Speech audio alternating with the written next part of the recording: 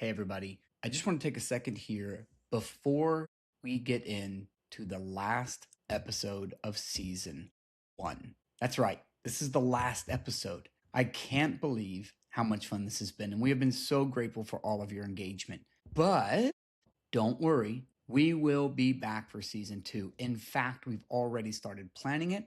We can't wait to share it with you all. What I want to share with you before we jump in is, I don't know if you know this, but now we have a Facebook page, and we will be announcing and sharing trailers for the coming season, as well as a special series we're doing called the Supervision Tapes. While we are recording season 2 for you all, we'll also be doing some recording on the side, answering your supervision questions. That's right. You can submit supervision questions directly on our Facebook page, and those questions might just end up in an episode where I will be working with EFT supervisors around the globe. So come join us on Facebook, come ask your supervision questions so we can answer them in between season 1 and season 2.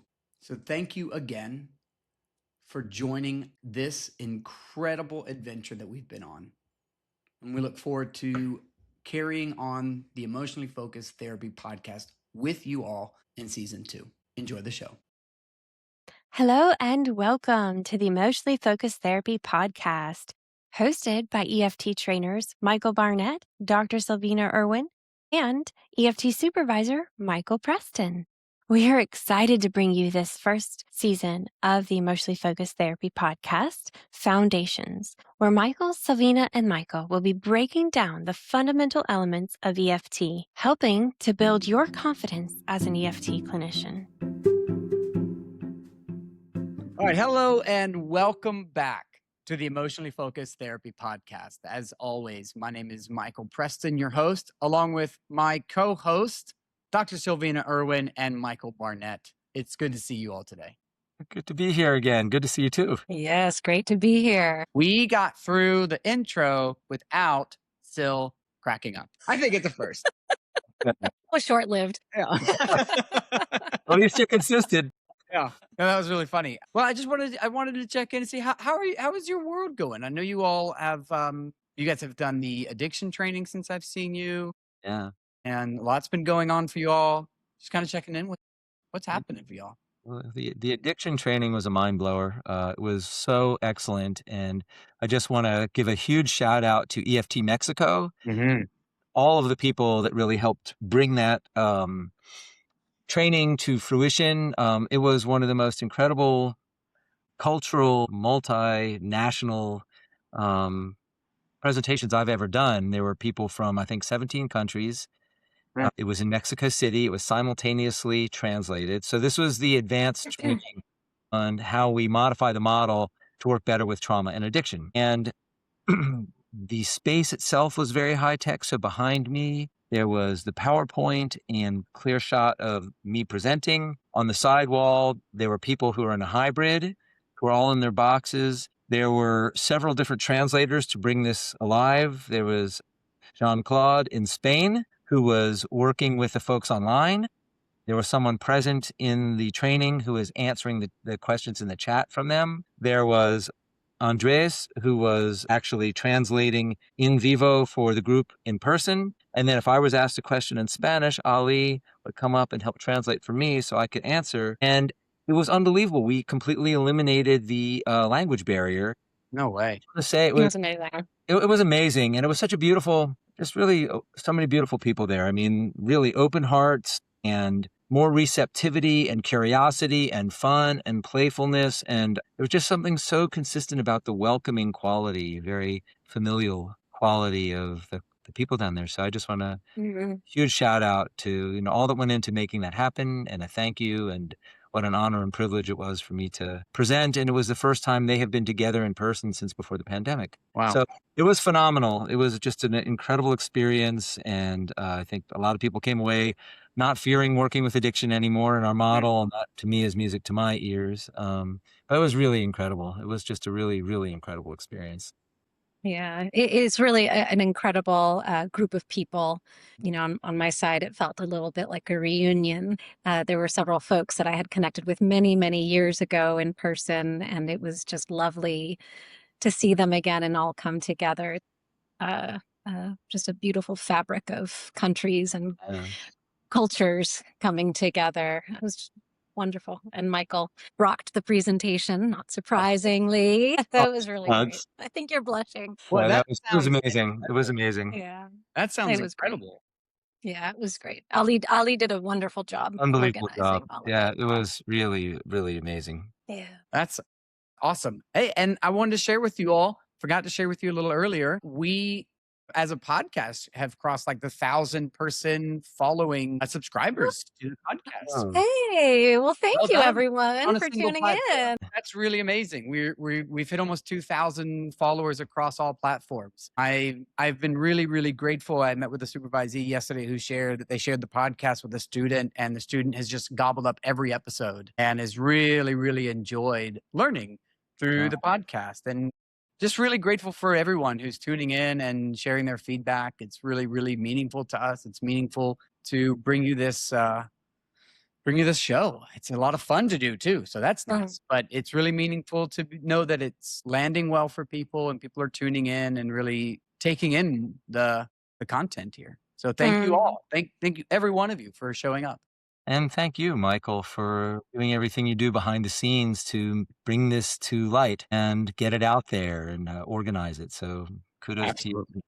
Yeah, Absolutely. I'll add to what Michael Barnett just said. Also, the way you facilitate our conversation, just great questions and really thoughtful ways of engaging with the model and kind of turning over different facets and helping push the conversation forward. So, thank you for your excellent facilitation. Well, thank you very much.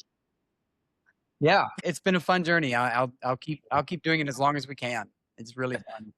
Oh, that's great. Thank you. With that, let's go ahead and jump into breaking down move 4 and maybe even move 5 of the Tango in stage 2 as we talk about like what we're doing and the challenges that we might face as we venture into this section of our stage 2 work, right? So here's where I want to start today. We've just organized someone's working model. We've brought it into the room. We got their fears online, their big attachment fears. We've got them to a place where they're doing the thing, which is reaching from a place of their partner saying, this is the scariest place in the world. And what I know is nobody loves this part, right? Some version of that. Everything in them is expecting to hear the worst. And move 4 is about bringing a mismatched moment. So I'm going to use that phrase we've used it before, but I want to unpack it a little bit because that's really the whole goal of move 4 is bringing their partner into this moment with them in a way that they aren't expecting, in a way that they are saying there's no way someone's going to show up. So let's start there for today. How would you help our listeners understand what a mismatch moment is for the eyes of our clients so that as a clinician, we know that this is the goal that guides us? I'm happy. Sil, will you start us off today? Oh, Sure. yeah. Sure. Well, I think you just kind of set the stage so beautifully there, Michael, that we are looking for the mismatch experience, right? When every fiber of a person's being is telling them, if I show these parts of myself to you, you're not going to like what you see. Or if I show these parts of you, I'm not going to, of myself, I'm not going to be lovable, or you're going to leave me. All of those attachment fears, they are up and running and felt, right? We have really unlocked that neural network, if you will. And when we can facilitate a moment where their partner is actually showing up in the very spaces that they expect to be left behind or rejected, those two truths cannot exist at once. I'm going to be rejected and my partner showing up and not rejecting me, right? And that's the mismatch experience. Yeah. Right. And I think we used this phrase in the last time we met as well. It's like a violation of expectation. And now suddenly we have an opportunity for the brain literally to start rewiring itself. And a new experience, a new reference point gets laid down that says, oh my gosh, I can show these parts of myself. And when I do, my partner's right there. And in fact, is saying that they love me more. or they feel tenderness and compassion for this part of me. And not only are they speaking it, but I'm feeling it. It's a deeply emotional process for both partners. And so when we can create these kind of mismatch experiences, that's when we start to kind of rewire the brain. And those expectations can start to get rewritten for new possibilities to take hold of who they are in the world, how they start to see themselves, and believe that they can start taking these risks with their partners. So that's essentially what we're going for. I mean, Sue called these moments the ARE moments. We're creating these opportunities for accessibility, responsiveness, and engagement where historically there never has been. So but we are mining that moment in move 4. It's a critical move in the tango. Yeah. I don't know if you wanted to add anything else to that, but that's essentially what we're doing. That was well said. That's well said. I think the only thing I would add would be kind of an emphasis on the kind of risk that has been taken. And, if you want to kind of map the arc of what has come up to this moment where Move 4 is online, is we have helped people actually experience in the moment in the session genuine attachment fears. They are really heightened, and in spite of dozens of enactments with their partner, they're not able to lean in. So we are aware it's really not about the partner in that moment. We are aware that people are starting to encounter their working models. And if I went outside of our model, I could say people are now starting to have a peripheral encounter with the unconscious. There are things people have disowned because it's been so painful, the sense of not feeling valued or worthy or lovable, or worse, broken, soiled, despicable, like as a person, that's the identity. Or people are going to be so dangerous or so unavailable or will be so unwilling to see anything good in me. So these are the things we carry and that limit our lives. And now we have helped people move from attachment fear to bringing these working models, and the experience of it, I call it like the agony of Pandora's box, is now online and people are feeling it. And this is a hard moment, as we talked about last time, for the therapist, because people are really in agony. And what we know is we aren't doing this without being assured that their partner is engaged and present. And we're watching both the nonverbals. We can see people very attuned, sometimes very tearful, dialed in, sensitive, empathic. We might hear really important verbals. They might be saying things that cue us in. They're ready. Now they've taken that risk and they've reached with this pain, right? And as wonderful as that is, the corrective experience comes through the partner being there. And that's what you were just speaking to, right? That's the mismatch. Yeah. And so this rests on some notion of memory reconsolidation, right? It's a form of neuroplasticity that basically says lasting change in psychotherapy is predicated upon a common denominator that has these qualities, this mismatch and the repetition that comes after it, in place. So we've opened up the distressing neural networks that hold traumatic distress. We've helped people make meaning of it, helped people feel it. They've now shared it with their partner, and their partner comes online in a way that's unimaginable, literally unimaginable. So that's what you were talking about, Sil, about the mismatch, right? That's what the mismatch is comprised of. And there's no way to hold both truths because the experience is happening. We're not talking about it. It's an abstract concept, right? So this is a profoundly emotional moment, and the unbelievable is starting to play out. The brain's prediction that things are going to go horribly is being completely dismantled, right? And so that's what we're setting the stage for. It's how partners literally heal each other. They are antidotes for each other's historical pain in that way. But like Sue would joke around and say, no risky, no getty. So if people have to take a very heightened risk, and it's terrifying. And so now their partner showed up in a way that is genuinely unimaginable, right? And that's what we're setting the stage for. That creates intrinsic intrapsychic change. That's how people change each other. And we have neural limbic revisioning, right? Yeah.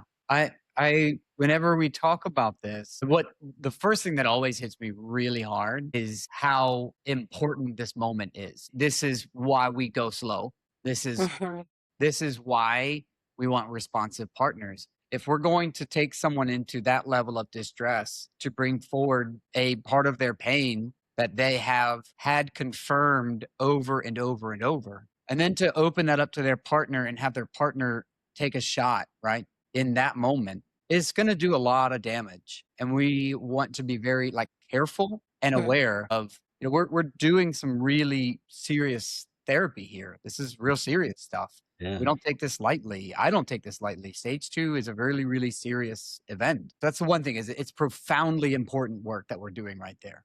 And the other thing that comes up to me is just having been in that spot, having been in my own therapy with my partner, with my wife of almost 18 years, who in a moment that I expected her to lean in with, well, you've always been kind of too much, haven't you? And just kind of echoing all the voices. Um, her response in that moment is deeply, deeply embedded in me. And Mm. what she said to me in the moment, because we were walking through ways that trauma had organized our relationship for a long time, and they had come out and hurt her, and walking through it in a really different way. And she was really tearful, and she turned to me, and I was like, man, here we go. Like, just more pain than I'm causing, right? I'm just the pain bringer. And what she said through her tears was, I'm so, so sad that you were not given the protection you needed. Oh. And it was love and care. I know it still brings tears to my eyes today. Yes. Yeah. But it was like suddenly someone cared deeply about the pain I was in. Yes. And that was very different. And her tone, her eyes, where we were sitting, what she said, it is a core memory in my body now. And I carry it with me wherever I go. And that was it. I did like so much of like my trauma responses melted after that day, like really just gone. Wow.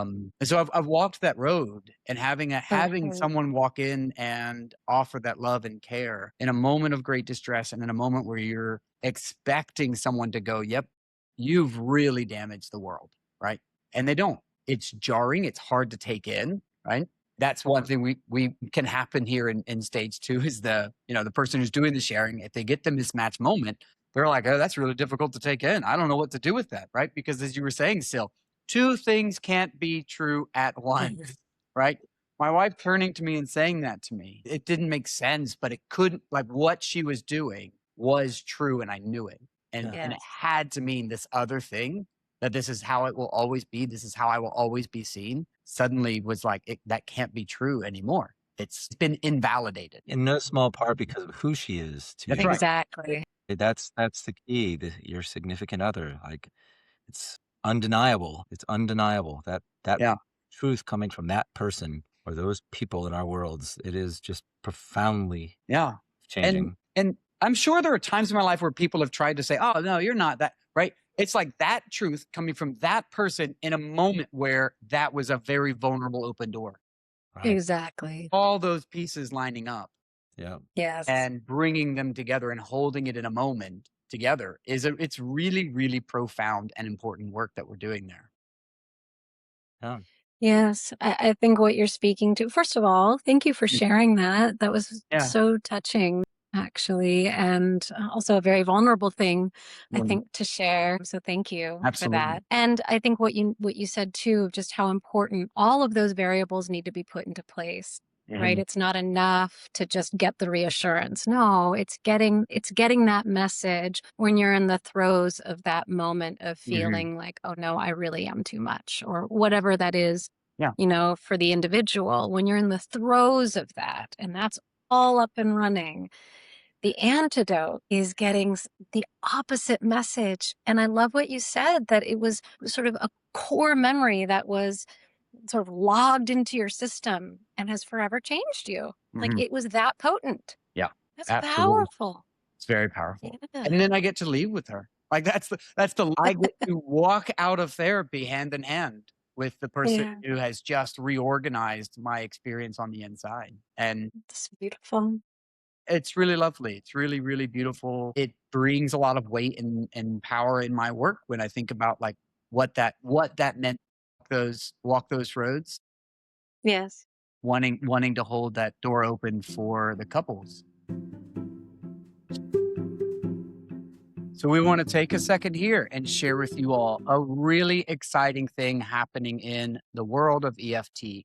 And that is this summer's EFT Triage Conference, which is super exciting.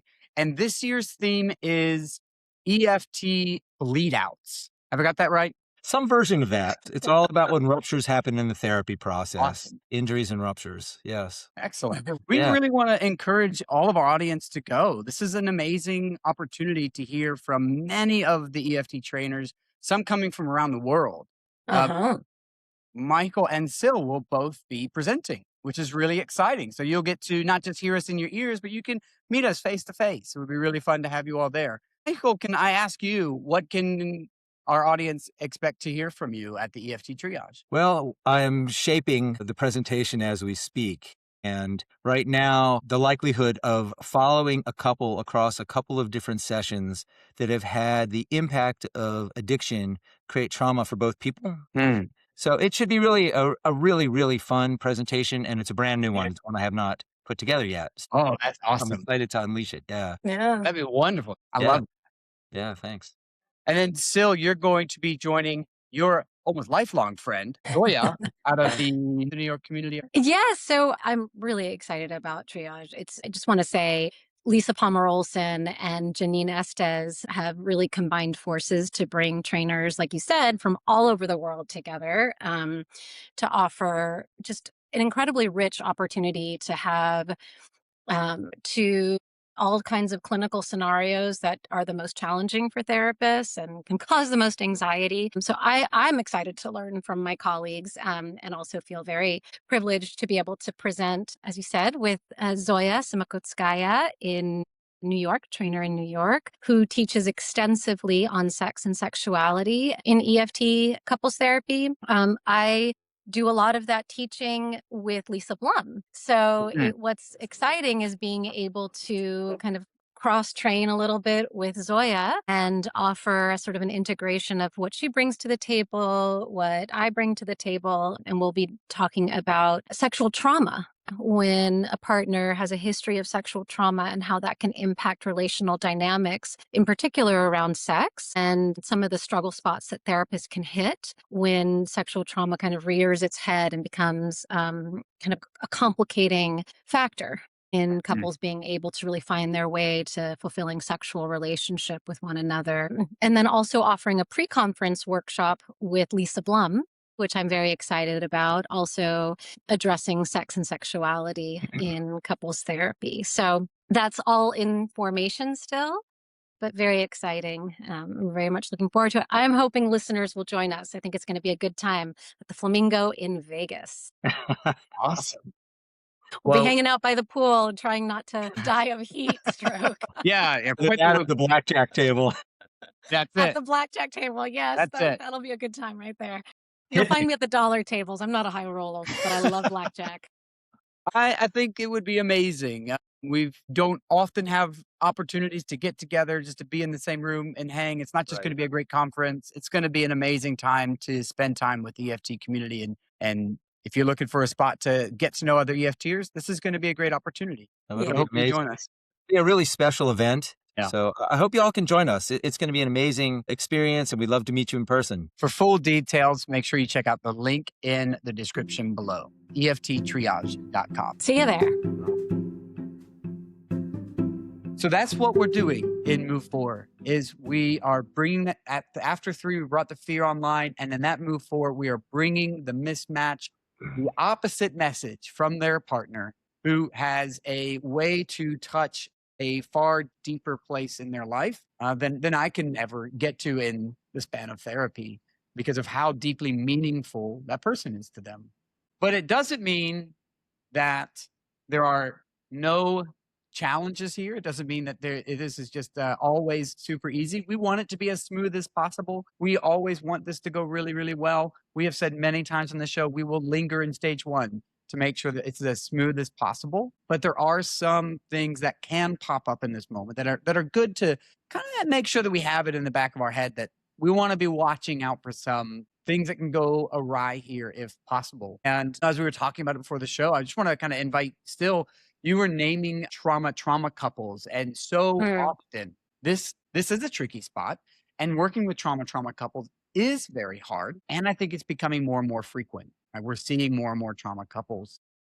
Yes. And so I'm wondering if you can share a little bit about what are some of the things you're watching for when you know there's really tenuous systems online here and you're working in such a tender place. It feels like this is a topic that we could actually spend a lot of time on. But yeah, when we're working with two people who have a lot of lived trauma that have shaped their expectations of love to be associated with pain, with rejection, with harm, it can be pretty complicated because here we are setting the stage for loving connection when loving connection can also be intimately associated with profound danger.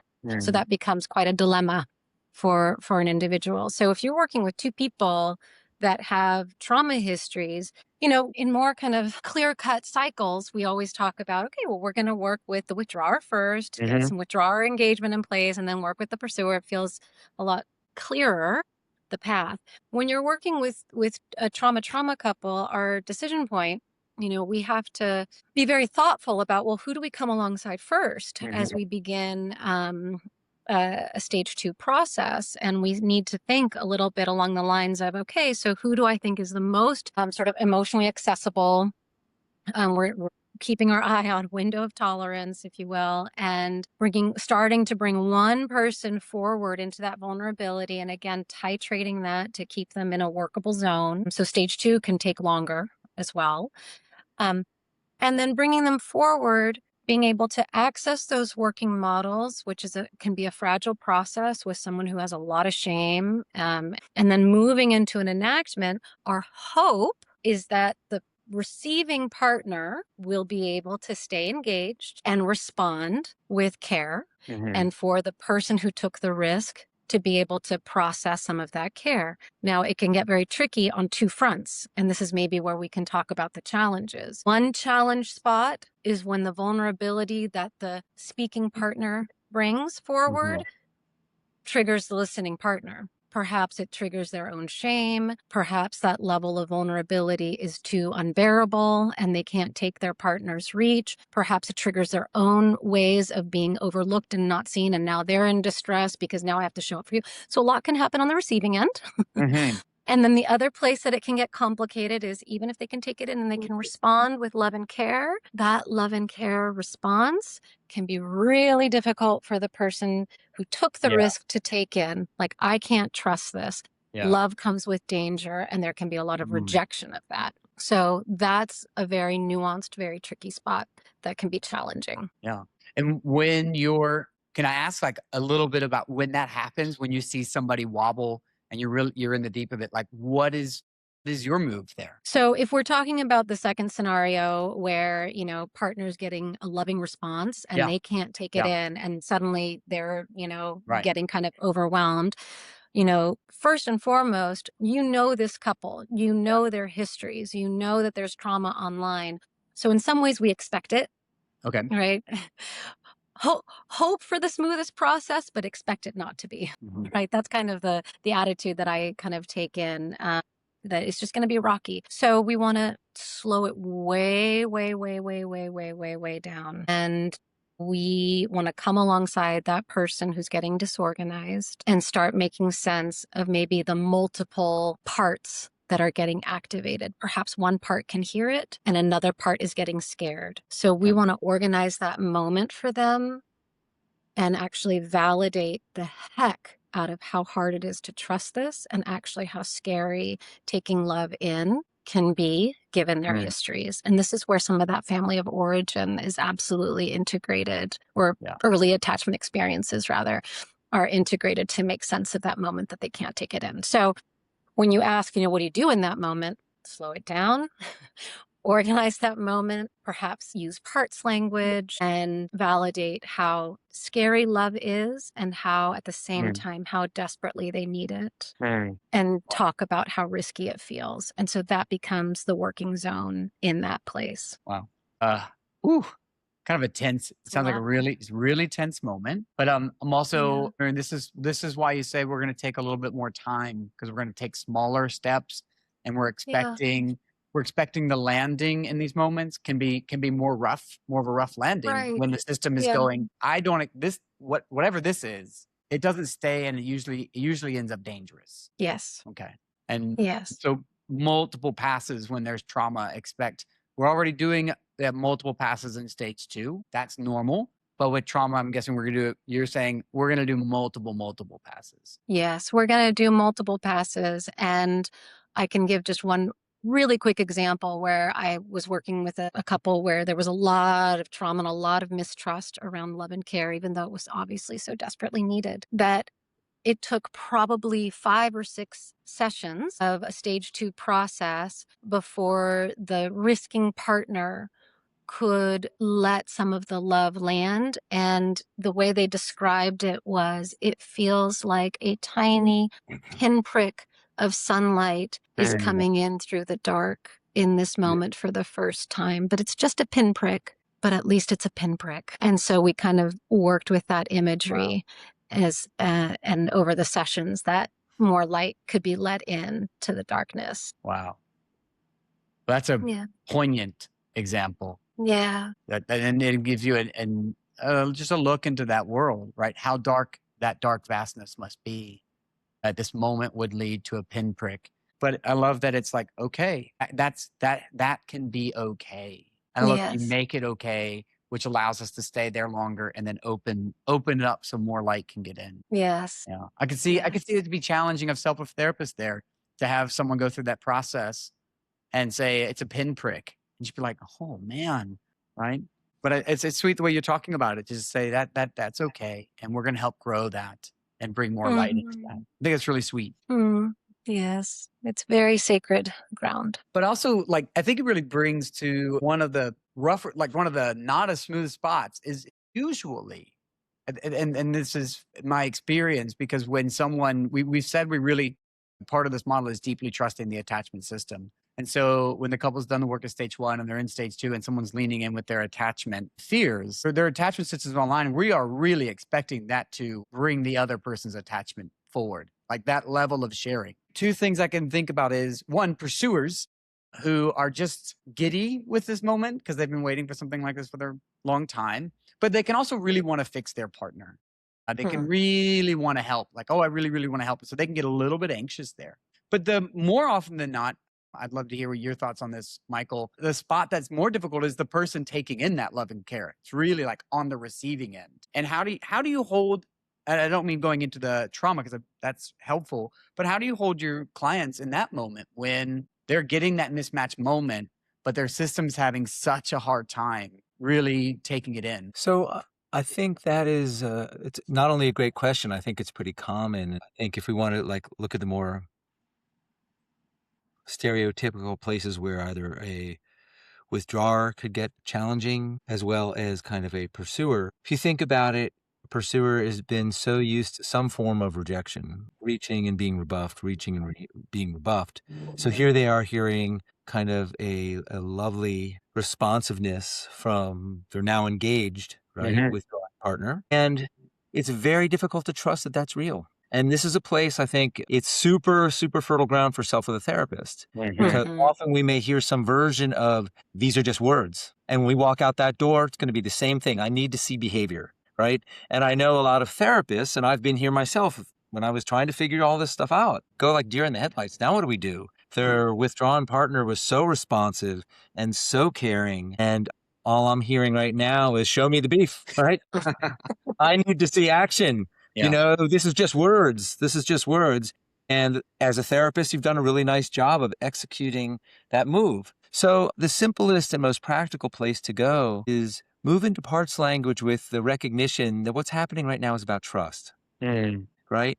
And so we can bank on obvious observable moments. We could say something to that pursuer like, one part of you can certainly hear the clarity and warmth and love in your partner's voice. You can even see their eyes tearing up as they respond to you with such empathy when you leaned in and brought pain. And I know you've never really done that. And another part says, my life story tells me no go. Like, this seems nice right here, but this could be a smoke screen, and I'm going to walk out this door, and I'm going to fall flat on my face again and be alone again like I always am. And so we want to make that moment very, very explicit. We want to name it and have it right there in the room.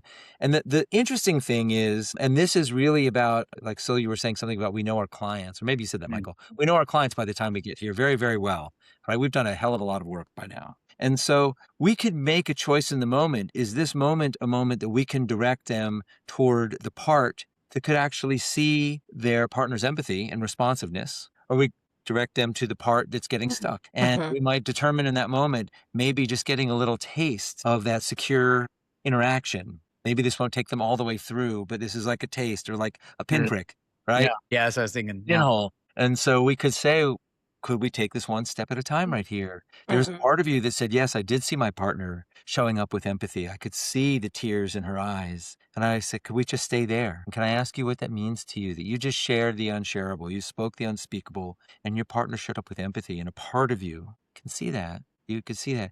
Can I ask you what that's like? Can I ask you what that means to you? And we can stay in that process and kind of capitalize on that. Other times, intuitively, we might say, even though you could see your partner showing up this way, there's another part of you that says, no go, I can't trust this. This is always going to end up the way it always ends up. I've been through this before I met you. I've been through this with you. And now we want to move back into the fears, right? About how scary it is to trust, to take that risk, to really let this in all the way. And we start reheightening fears, right? And we will make it, we I'm will sure organize. everybody's very excited to hear that. Yeah. This is the thing. I'm not making short shrift of the fact that we know our model's nuance and it does take a lot of reps. But once it starts making sense and you start to take the risk as a therapist to try this, more often than not, it really does work well. And so to start reheightening and reorganizing, now we have more data, we have more information, we have more of their narrative about what's so scary, and it's happening in the room. It's happening because of the reach. It's hot, right? So we have the present, the reach felt very risky, and we have the past. This has never worked well in my whole life. And now it's up and running, and we can help shape that and find language for it and use that language to re-engage, re-heighten, and then help somebody take another pass. And hopefully their partner, we're not going to do that if your partner isn't really available to catch them, right? So there are ways of navigating that spot. Yeah, it's like the past and the present are colliding. Exactly. And they're at war. And what I'm really reminded of is another conversation we had, which is nothing is going wrong here, right? Nothing is going wrong here. That's the key.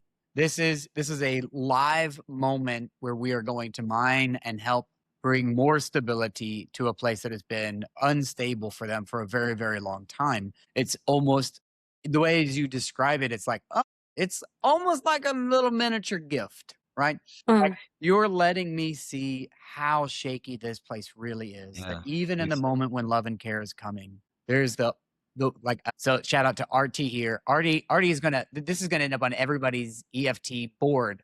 But RT taught me a phrase years ago, and I've used it all the time. And people hear me say it, they're like, "That's an amazing phrase." RT out of Florida said, in a reflection, she said, "The wisdom of your past tells you this isn't a good idea." I was like, oh my goodness, when you said the wisdom of my past, I'm like, oh, thank you. But it is the wisdom of their past coming up in this moment. And the wisdom of your past says, this is not safe. It is not okay to trust this. Right. And you're giving me an opportunity to work right in there as a live wire. That's a gift. But and also knowing that not trusting that and not being able to take the risk to receive it is a thing that's a massive limiting factor on the person's life. Right. It really puts a low ceiling on what's possible. And then if we don't challenge that, these extraordinarily painful working models stay alive and well inside. Right. They define us. Yeah. So there is a lot of self of the therapist here, and it can get very overwhelming. So I loved when you said a second ago, expect this. Nothing is going wrong here, and if we're talking about working with trauma in particular, it is not like if you had a graph and it's progress over time. It can be steps up and step back, steps up and step back, steps up and step back.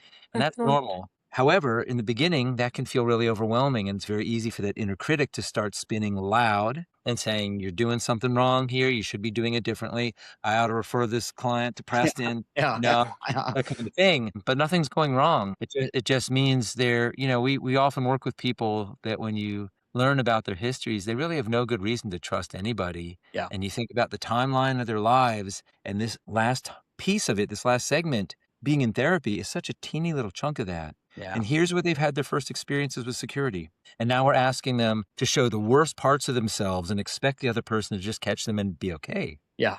No way, right? Yeah. No way. When we did the addiction study, we had these two cases the people were very different, but the scenario was the same.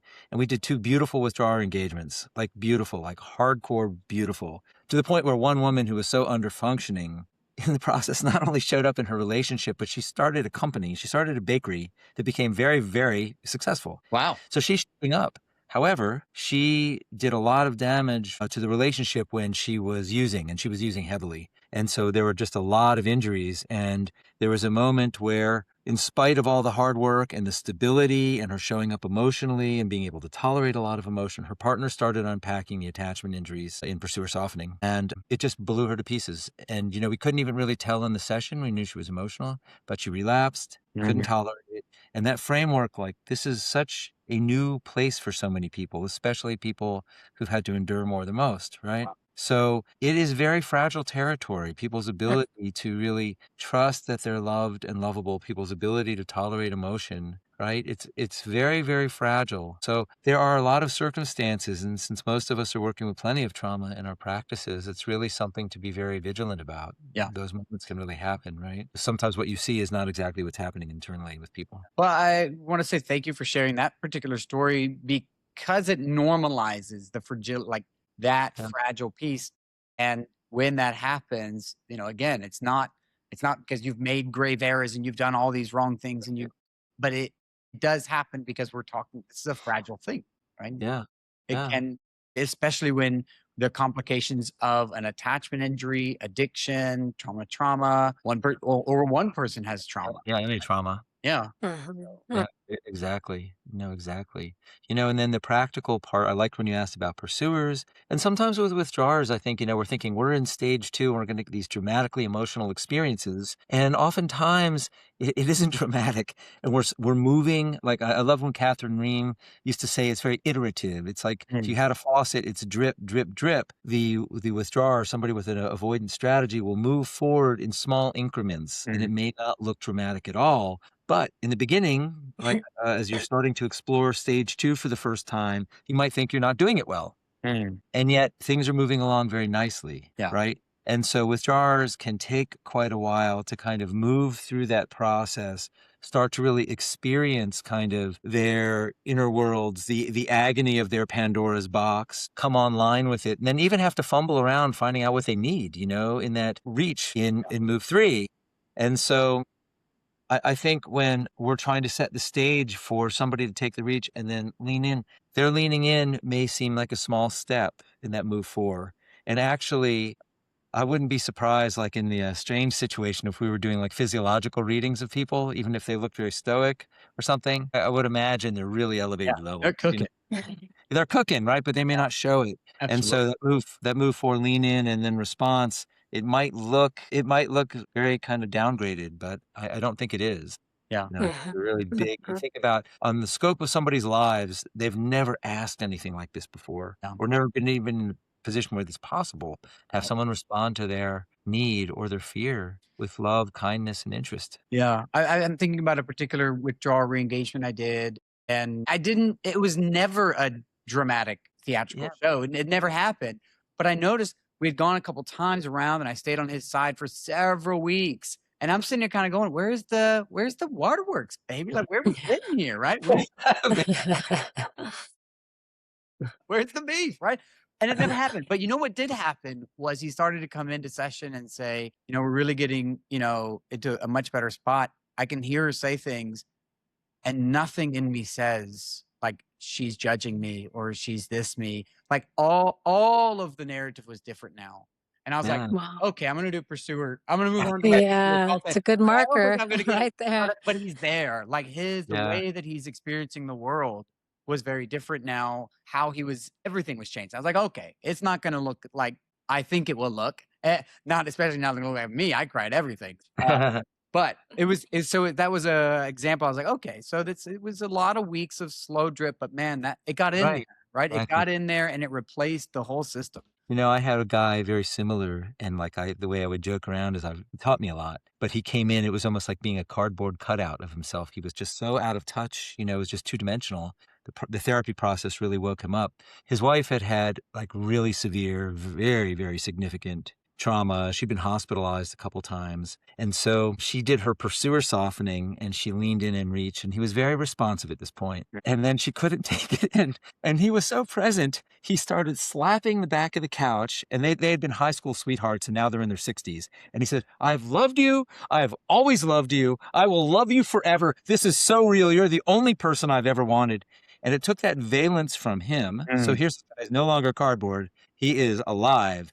And for her, all of her resistance as a pursuer, it just melted, but she needed that valence. I would never have known that, but he showed up in this way. So I kind of speaking to both sides of that equation. Here was a pursuer who really had her heels dug in. She could not, no matter how kind he was or how accessible he was, receive him and then take it in. But when he got really animated, which is such a different man that walked in my door when I first met him, it was unbelievable. It was such a powerful moment, you know? She just took it in. She started weeping. They were hugging, and it was just really an incredible moment. Yeah, it's a really incredible moment. All right. So with that, yeah, I'm going to land right there, and then I'm going to say shift here because I think we can get this. You get this incredible moment, right? People are asking for what they need. Their partner's responding. They're just all of it's lining up. And how do you move 5 with them? What is that? What are you all doing for move 5? I'll share a little about how I walk through that moment with them. But yeah, Why don't you go for it? Yeah. Why don't you walk us through, Michael? Okay, well, fine. So for me on the move 5, one of the things that I always do when I've got this moment, and usually there is some kind of hugging. It is a really, really intimate moment between two people. And I remember kind of going, I should just like walk out. Like, just can I just give them the room for a minute? But I always try to roll away. Like that's my I want to give space. Yeah. And I'm going to go silent for a bit. I'm just going to let them sit in that moment. And when usually people get like a couple seconds and they realize they're in my office again and someone's watching. Oh yeah. Right. And so they kind of in their moment for that. And I start by saying, hey, can we just sit here for a second? What a beautiful thing that's unfolding.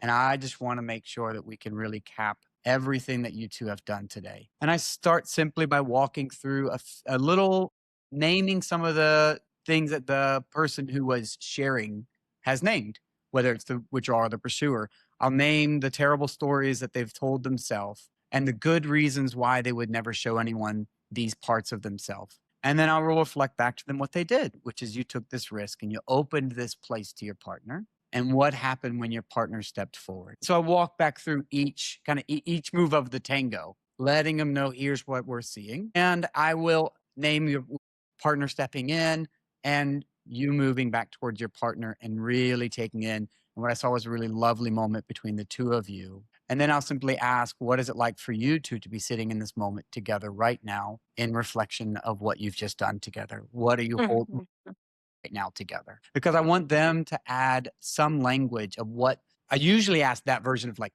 what are you holding together right now? Because for me, I want them to name like, there's something that we've not ever been able to hold together. And there is something monumental about holding this very precious thing together. And sometimes what I'll hear is people say, it's like we're holding my heart for the very first time. Or all of me. It's like my partner is holding all of me. And I never knew someone would hold all of me. Because that's a big, they will love me in so much, but they won't love 100% of me. And here's a moment where they are. Or someone will say, it's like I really fully get to see my partner. Like I'm really holding all of my partner. And I've always wanted to hold all of my partner. And so that's where, and then I just say, well, this is really beautiful that you two could sit here together and hold all of each other. And then I have to wrap up my session usually because we've run out of time. But that's usually what I do is I walk them on an arc of our session and lean into what is happening in this moment and holding it together and what does that mean to them and what is it that they're right. It's usually pretty I think that's I don't beautiful. run into many challenges at that point. Yeah. They're feeling so good. Yeah. I love what you're speaking to, though, in terms of just really giving some space to kind of marinate in that very hard won moment. I mean, that is just true. And that's not a hyperbole. It is a hard won moment, like blood, sweat, and tears. Again, not a hyperbole. Yeah. Like people sometimes sweat their way through Oh, to yeah. being able to reach. It's just the blood part I'm having a hard time with. Yeah, okay, we can maybe They're not bleeding, but right. True. but Although we most can of have they the are metaphorical usually, bleed but they outs. are usually sweating. I mean, Yes, They are. or bleeding out emotionally. I could go with that. Bleeding out, that's what I'm saying, right? Metaphorically Yeah, bleeding out there you go. emotionally. So okay, so fair. I'll stand blood, by my sweat, and statement. tears. Blood, Okay, sweat, and we're tears going to get blood, sweat, and tears. came full circle. But I do really appreciate really needing to honor that moment and giving space to the couple and just backing up. You know, if it's in our offices, it's like literally wheeling back a little bit, or if it's in Zoom, I will move back. Yeah, Exactly. I'll move And way back. that's right. And then putting a narrative to the experience so there's a coherence to Right. what just happened Right. and a story of, what was does not have to continue to be. And that's a really powerful message. And I feel like it's easy to give short shrift to move 5, but it is so important because I think I've said it before here in kind of podcast land, that without being able to integrate and put language and coherence to the experience, people will walk out of our offices saying, okay, something incredible happened. That was great, but I really quite don't know. That was just super intense emotionally. So we're integrating an experience and helping people have a narrative of what just happened, which then becomes repeatable. Yeah. Shared narrative. Yeah, It's a shared narrative, right? I like that. exactly. It's a shared narrative. Yeah, because without it, they could get to their car and say, "What just happened?" That happens a lot though, right? I think we A talked lot. about this previously, but sometimes like when couples come in and you say, help me understand, what brings you here? And they go, I don't know. It just feels terrible, right? We're in this fight and it just feels terrible. I don't even know how it happens. And that just says they don't really know they have never really organized their experiences emotionally or systemically. So we've helped them with that. In the same way, people can have these incredible experiences in stage 2 and not really know what happened. So offering that narrative, it not only helps them have a coherence, but it helps them actually, in an indirect way, have like a playbook. Here's a thing that just happened. And the thing I would want to underscore and add to some of this is, the move 5 in stage 1 is about there is a new step in the dance that's emerging. The system is changing, right? The interactive system that has been the problem, right? The cycle's changing. Here, there's a new step in life that's happening. And so part of the narrative, as we help kind of reflect the whole process that took place in the session, including the move 4, and then, wanting to help kind of organize and almost operationalize what happened. There's a way we say some version of, never in your life before. This even been a remote possibility, and everything has taught you this would not be okay or you're not okay. And yet you spoke the unspeakable, and rather than the catastrophe that every cell in your body was expecting to happen, it didn't happen. Pulled your partner to you. You jumped, they caught you, right? And this wasn't just kind of like a new step in your dance. This is a new step in your life. Yeah. This is a new step in life that's happening right now. You have helped co-create with each other, right? Yeah. It's a profoundly powerful moment. I think one of the challenges of move 5 is people often don't do them or don't see the importance of it. Yeah. Right. And I think it's incredibly important. And it's like the way of consolidating the entire experience in an understandable way. Right. Yeah. It's really powerful. I love the phrase "never in your life before." Yeah. Right. And it's that Marlene Best in my mind, that where we so often, like, she's so poignant on her nevers. And in stage 2, especially, you could never reach from this place. No one has ever been here for you. This is something you've never been able to do before. You would never let yourself do this. And she's never, never, never, never. But even in that lovely reflection in move 5, never have you done this before. Right. Yeah. And seen someone come and show up for you in such a way. I think that's for me, that's so much the stage 2 that you're naming, right? Stage 1 is what's happening in these moments. Stage 2 is what's happening in your life. Like the narrative that's happening here is very different. Yeah. Yes. It's very different. Right. Okay. It's very different.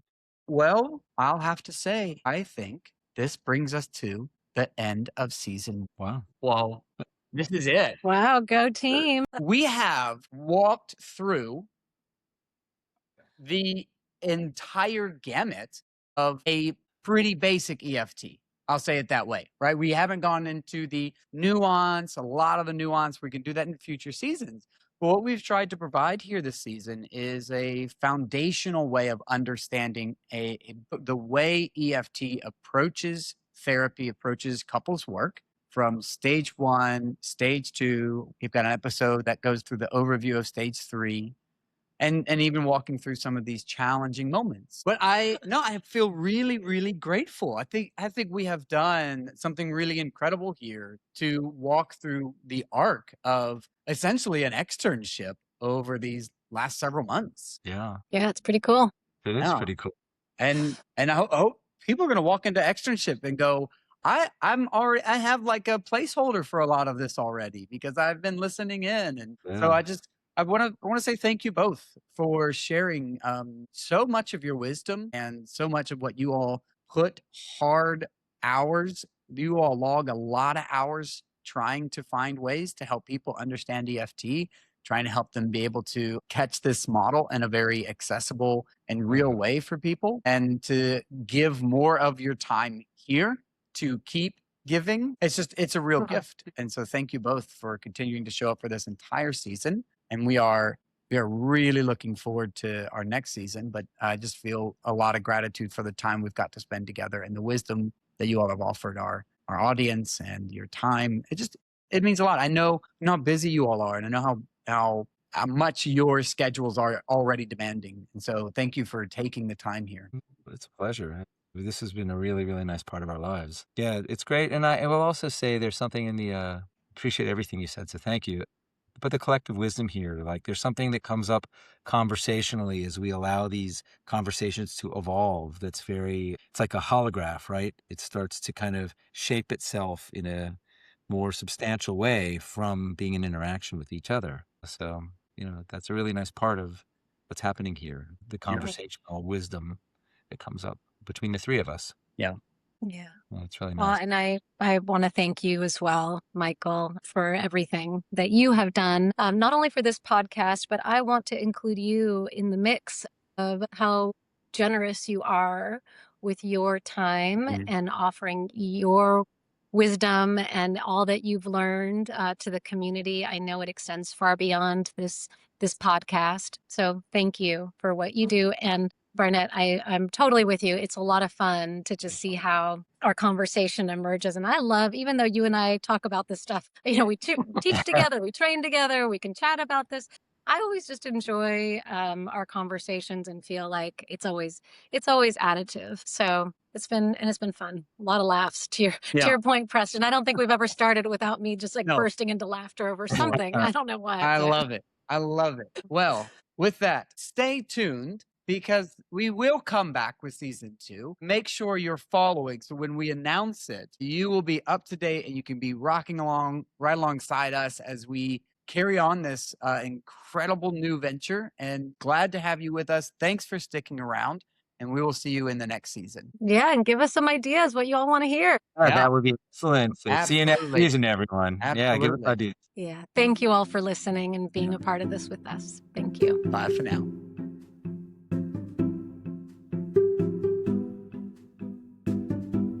Thank you for tuning in to this episode of the Emotionally Focused Therapy Podcast. We hope this podcast is an encouragement to your EFT journey, bringing clarity and understanding of EFT to your work. Don't forget to subscribe on Spotify, YouTube, and Apple Podcast to stay up to date with each new episode. To learn more about training or supervision opportunities with Michael Barnett, go to michaelbarnettlpc.com. With Dr. Silvina Irwin, go to drsilvinairwin.com. And with Michael Preston, go to michaelprestonlpc.com. Tune in again next time to hear more of this great conversation.